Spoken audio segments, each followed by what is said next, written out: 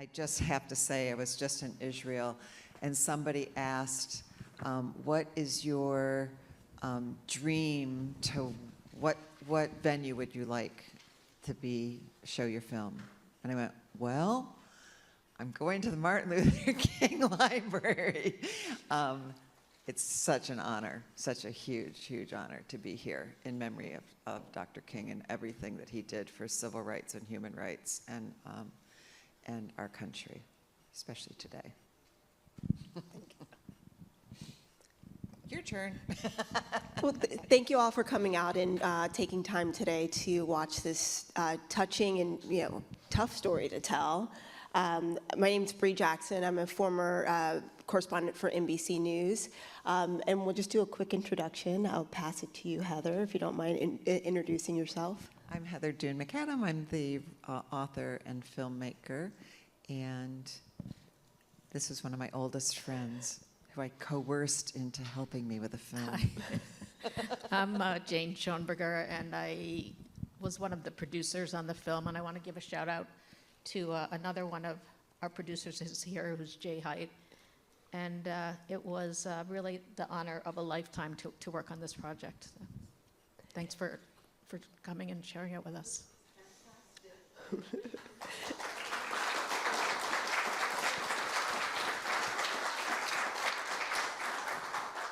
And I'll just kick off a little bit of the question section here. If you don't mind just talking about a little bit of the process of putting this film together. How did that go for you? It's sort of bizarre. So I thought, oh, it will be so much easier to make a documentary than write a book. That's a joke. And you can laugh. So, I started, I'm not good at raising money. I was working on, the credits are the film I was started to make. And it was going to be a film about traveling with second and third generation and finding discovery together. It didn't work. Every single time we got off Edith, it didn't work. So I ended up writing the book and working with Edith and realizing as I was working on the book that was the movie we need to make. Mm-hmm. So the book is really the outline for the film. It's much longer, and so in that way it was backwards, right? Which is everything about I do is about backwards. And then we came back to the film, and since we hadn't really shot the film I wanted to make, then I had to haul my ass into the archives all over the world to get the images that we needed to tell the story, because a book, I can describe anything, right? But a movie, you have to have it's a visual medium. So you have to have visual, and there is no 1942 women's camp archive. So we had to use a lot, actual docudrama, right? We had to use that to fill in the blanks, and we had this amazing artist that was a friend of Jay and Jane's who did the portraits and took the hair off the women and put them in Russian uniforms so that we could have a visual narrative to follow. And Jane, we talked about this a little bit before when we first met earlier today. Talk a little bit, you said when we talked, you talked about usually doing a film in a linear style, and you kind of wanted to do something different, but ended up going back to the linear. Can you talk with me just about the process and how everything came together, the vision you had in the beginning, and then how it ended up turning out? Well, like most documentaries, you're not entirely sure what the story is until it's done, because you don't always know what you're going to uncover. In this case, we had the outline of Heather's book and all the years of research that she did. So that was, a great way to start. But we ended up with a rather conventional documentary, because whenever we tried to get away and do something else, as Heather mentioned, audiences really wanted to see the women. They met them, they loved them, and they wanted to see them and hear them. And so that became the spine, really, of the film. I mean, as many different ways as we tried to look at it and slice it and dice it, that was the heart of it. And Heather always says that, you know, to know these girls as young teenagers, when they left, they were 16, 17, 18, 19 years old. They still, as women in their 90s, when Heather interviewed them, you know, they were still those girls, and we wanted audiences to understand that and to see that. And Heather, you told this story in such a compassionate way, because this is a hard story to tell. When you were interviewing the women, I mean, how was that? I'm assuming that this was just hard for them to talk about, and how were you able to get these stories to come out? You know, I'm not a great interviewer. I'm a very good listener. And the trick to interviewing any trauma survivor is to shut up and let them talk and give them enough space that they can talk, and not bring your own personality or your own drama or any of that into the story. And so 2 things. Rena, who was the subject of my first book, Rena's Promise, she said to me, "I don't know how you wrote this. I think sometimes you read the story in my tears." Mm-hmm. And that she said all she needed was kind eyes to tell her story. So my job was just to be kind eyes and to listen.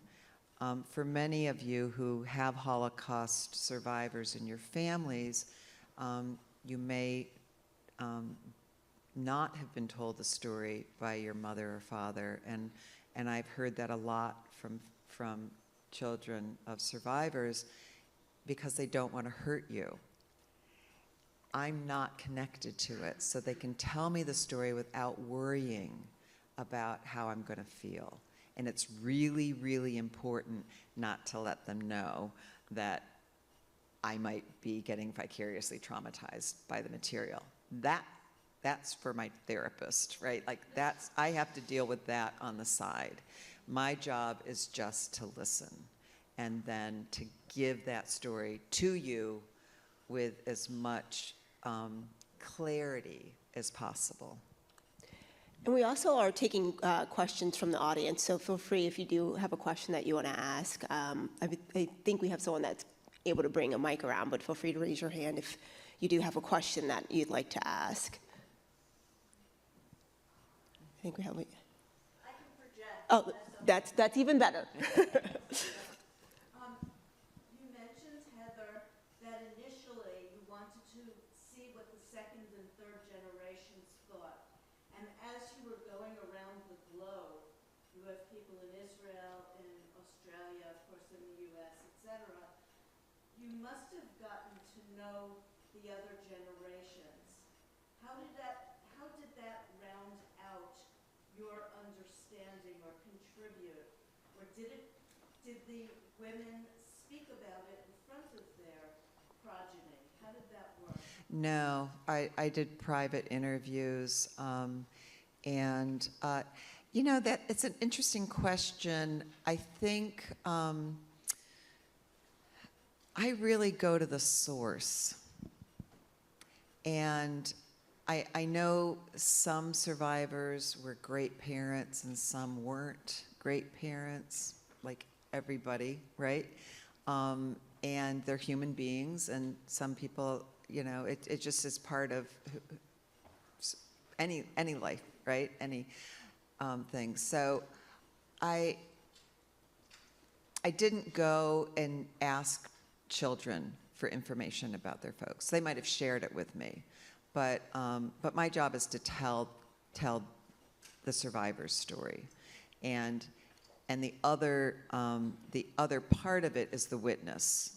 So Ivan Jarny, Giora Amir, those are important because they tell us what they saw, and that validates what we're hearing. And that's really what I wanted to focus on. Yeah. Thank you. I just want to quickly add that so many of these women, when they, after the war, you know, they compartmentalized their experiences. And for many years, decades even, they just didn't talk about it at all, and they just tried to bury it. And when Heather met them towards the end of their lives, I feel like they were finally ready to share their story. And like she said, she was, a willing listener. And But it not was- everybody. I mean, Regina Neza, who was in Switzerland, she was a friend of Edith's and declined to be interviewed. She said, I don't want to think about this before I die. And I totally respected that. And I found her testimony at the Shoah Foundation. I used it in the book. I didn't use it in the film because it just didn't fit the narrative structure that we were going to use. But yeah, some people didn't want to talk about it. Rena's sister, Danka, she gave testimony, but when she read the book and I said, do you want any part of this? And she said, no, my sister has it all right. I don't want to go there. So you just have to respect that, right? Down here. This movie takes place, obviously, within a very significant moment in history. But I found it kind of interesting, the choice you made as a filmmaker, where the movie actually does not explain a ton about the war as a whole, not even that much about the Holocaust as a whole. So I'm curious how you decided what sort of outside information to include, what kind of historical context information to include. I wanted to focus only on this transport and 1942 Women's Camp and how they got there. And my specialty is really the 1942 Women's Camp. So my latest book is about the first transport of French Jewish women to Auschwitz. They arrive on June 22nd, 1942. There's 66 women on that transport with 1,000 men. 2 women survive. One of my best friend's aunt was on that transport. And so, that's what I want to focus on, because all of the context and all of that has been done. The BBC has done, a huge documentary. It's all there. What hasn't been done is these girls and the women's camp. How many of you knew that they didn't keep death records of women up until middle of August 1942? How many of you knew that the first Jewish transport to Auschwitz was 999 young women? This is super, super important. And if we cast too wide a net, then we lose the focus on that. And there's other people out there that have done that really well, I just want to say that I'm very grateful for this film and your focus and the way you thought about it, because you made clear what people went through. I think what I would like to hear about and hope that you'll be going there is how can you bring this film to the widest audience possible? How do you reach out and make that happen? If you want to go with notions of libraries, you can work with the American Library Association, International, and they would show it in libraries, universities, etc. If you want, and you probably have loads of ideas, and I would love to hear that, because that's what I really want to see happen with this film. Thank you. Jane can certainly address that. We are involved with Teen Screen in Pittsburgh, and it's a really fantastic program where we screen the film with teenagers in high school, and then I do a talk back with them. It's so meaningful to go into a theater and say to teenagers, these are teenage girls, and they're awesome, and you're awesome. And let's use them as role models. And the young people really, they really resonate with that. I think they're great role models for all of us. And so we are doing a lot of educational outreach. We've just started our theatrical. But Jane, do you want to address any more of that? Well, I would just say that, today on the 80th anniversary, there are fewer and fewer survivors And so it's really up to all of us to keep the stories alive and to make sure that people remember. You know, we screen as often as we can. It's audiences go out and tell other people about it. We get requests. You know, we're working with an educational distributor. We have an international distributor. It's not an easy subject matter. It's, you know, people are not clamoring to purchase the film. It's not a commercial film. So, you know, we're just looking at all kinds of grassroots ways to create some sort of social impact. And, you know, it's just, it's an evergreen film. I think it will be around and be important and watched for a very long time. So we're not rushing to do anything. We're slowly just trying to build an audience and make sure that people remember the story. And today we are broadcasting in about 7 countries, which is great. Yeah, there's somebody way in the back up there, and then. In terms of the process, at what point did you start filming? From the very first interview or after? Well, in 2012, I went. My mother had just died. I started the Rena's Promise Foundation, which was an educational foundation that I ran a summer camp, creative writing summer camp, to help to bring kids together who were writers and was multicultural and worked with kids at risk. So I had homeless kids. It was like out in the Hamptons. So, you know, I remember I had kids from the inner city who'd never seen a deer. Oh my God, in the Hamptons, you can spit and hit a deer, right? So I was like, they were really excited. Like, oh my God, Bambi. So I did that, and then I was living in Europe for a while, and I went sort of in honor of Rena. It was the 70th anniversary of the first transport, which is March 25th, 1942. And I flew to Slovakia and took a camera and went with my boyfriend at the time, and we filmed the trip. I had a YouTube site, and I vlogged my trip. That's what they call it, a vloggy video blog.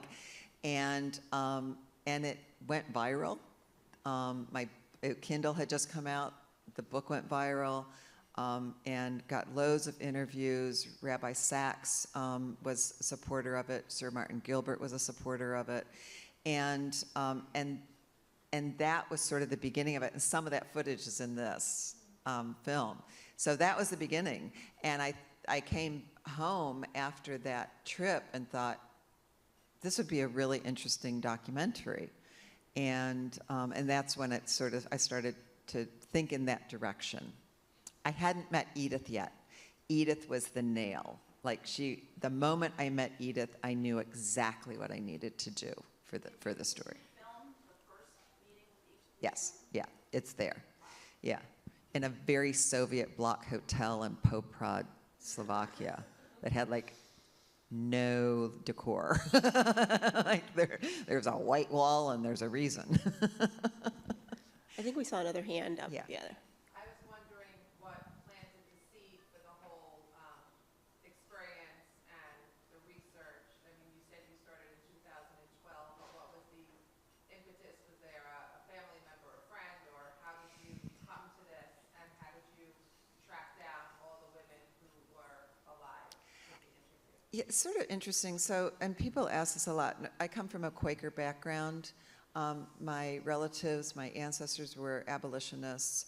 I grew up sort of knowing, like we had the first stop on the northern side of the Mason-Dixon line.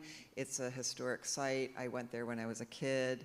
I remember saying to my mother, if we lived in Europe in World War II, we would have hidden Jews, wouldn't we? Because we had hid slaves. And she said, absolutely. So I had this sort of legacy of that, and I was a big reader as a kid. I was a speed reader. So I always had that sort of, I knew about the history. My first book is Rena's Promise, and then I started on this other journey, and it all goes back to Adela Gross, the redhead. And Rena saw Adela go into the gas chamber, and when I was in Slovakia, her surviving family found me, and learned 70 years later what happened. And we're here tonight because of Adela. Edith married into Adela's surviving family. It's like this incredible synchronicity, beshert. And at some point, when things start to open up like that, you stop questioning what's going on and you just do it, because you get the feeling you're not really in control, right? And I did put a form on my website, renaspromise.com, to say if you are a family member or whatever of a first transport, please contact me, because I didn't know there was a list yet at Yad Vashem. I was just in Richmond with somebody who told me there was a list, and I got the list, and I was just at Yad Vashem in Israel. So, you know, it's just like one step at a time, and it kept getting larger and larger and larger. And I'm just in Israel, and I got 2 new photos of non-survivors. You know, this is a real history that continues to unfold, because people went everywhere. You know, there was no organizing principle. We weren't texting like, oh, where are you? You know, like, I'm in Ravensbrück. Are you Bergen-Belsen? Right? You know, it didn't happen that way. It's a lot easier to stay connected now. And I know people who didn't know anybody in their family survived for decades, because there's no way to find each other, or they just missed. So, you know, my feeling is that if we can, you know, if we have the names, we have the list now. What I want is I'd like to have a picture for every name. Now, that's never going to happen, but I do as much as I can, because if we can connect the face to the name, then it becomes more personal, and we connect to it. Imagine if we had faces of, I mean, we do for some, like, you know, Frederick Douglass. If we had faces of people that survived slavery and slave narrative, we would have this deep, deep, immediate connection to those people. And to me, that's, you know, that's really powerful for me, and that's part of what I'm trying to do. We have our last question, unfortunately, looking at the clock here. I was curious how working on a project like this for over a decade of your life has impacted you, has changed you as a person, kind of, and maybe what messages can you share with us tonight? Oh, that's a beautiful question. Thank you. And I'd love to hear what Jane has to say too. I'm just, I just feel, I sort of hate to say the word blessed, but I feel really blessed. And I just feel like that word's overused. It feels like a mission, and I'm just really, really grateful to do it. What Ryan and I were just talking about, you know, what's life really about? It's really about being of service. And whether your service is making people laugh in comedy, or, you know, telling the truth through journalism, or just making a great meal as a chef, you know, it's all service. And so that it's made me a better person, definitely. And unless you're talking to my husband. I would just say that as storytellers and as filmmakers, everyone thinks that they've heard and seen everything that there is to know about the Holocaust. And for us to have discovered this story and be able to bring it to life based on Heather's research has just been a phenomenal experience, just to be able to open people's minds and to see this particular story, the story of women, which is so underreported. So when you think you know it all, you find out that, in fact, you don't. And it's important for us to acknowledge this, that it's pretty well documented. You know, if you want to destroy a race of people, who are your first targets? Right? Young women. It is how you destroy a culture, right? Destroy a race. And that is why it's so important today. You know, women are still second-class citizens, and we're certainly seeing our rights be diminished all over the world, and even in this country. And you know, we have to preserve our rights. You know, there's a reason we don't know this. Yeah. There's a reason it's been ignored for 70 years, 75 years. The book came out in 2020. 5 years ago today, I watched the anniversary with Edith, and she died a few months later. And you know, it's so important to recognize what these women went through and what all women in war go through. It's why Edith says, war serves no one, least of all women and girls. Well, unfortunately, I think that's, oh. Oh. Oh. It's not a question. I want to say thank you. I'm Bertha's granddaughter. Oh, And I, were you just in Israel? no, that's my brother. Oh, your brother. Yeah, and all my cousins. I live here. And I am dealing with my third generation trauma on my own and have not allowed myself to access thinking about this part of my grandmother. It was really nice to see her again. Yeah. And you gave me something more to think about. But I never knew about women being targeted, specifically in the beginning, not being documented. It wasn't part of her. She didn't have room to think about that when she was just trying to survive and when she was passing on the stories. That Passover Seder, I know that story by heart. And so it's like reestablished a connection for me to her story in a different way. And I love connecting it to what I think about now, about raising my own daughters and sons, but specifically my daughters, and in what I think about women's rights. And so it gave me a lot to think about, and I really appreciate it. I'm glad I came. Thanks. May Bertha's memory be a blessing to us all. Thank you.